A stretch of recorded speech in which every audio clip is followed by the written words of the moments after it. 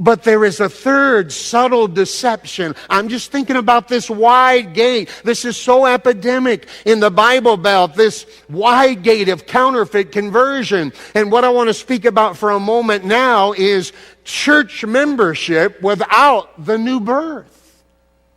So many times I've been witnessing to a man or a woman or a young person, college student, a high school student in their home, and I'll say, listen, do you know Jesus Christ has come to live in you? Do you know you're a new creation? Do you know you've entered the narrow gate? Do you know you've truly been converted? And you know what they'll say? I joined the church when I was 10. I'm a Baptist. I'm a Methodist. I'm Assembly of God. I'm Pentecostal. I'm Church of Christ. I'm Catholic. I joined the church when I was 12. Listen, you can join every church in Alabama and still be on the broad road.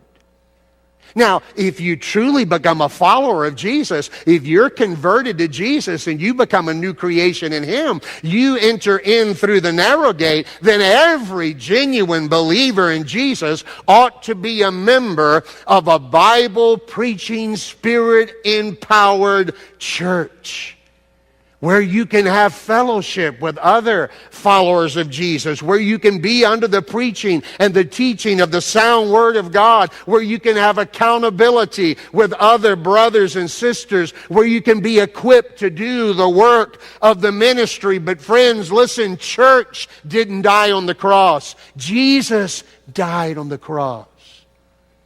And if we knew how many people in the South have joined a church, they are a member of that church, they may even have a position in that church, but they're still lost on the broad road, we'd be shocked.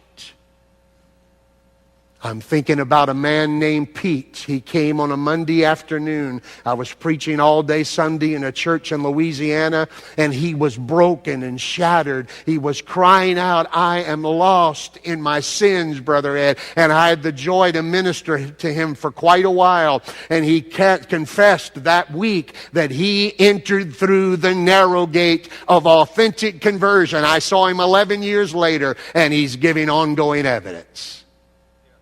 He was the chairman of deacons of that church when he got converted to Christ. The next morning, I was walking out on a football field, just walking and praying for the meeting. God was working in that meeting in a wonderful way.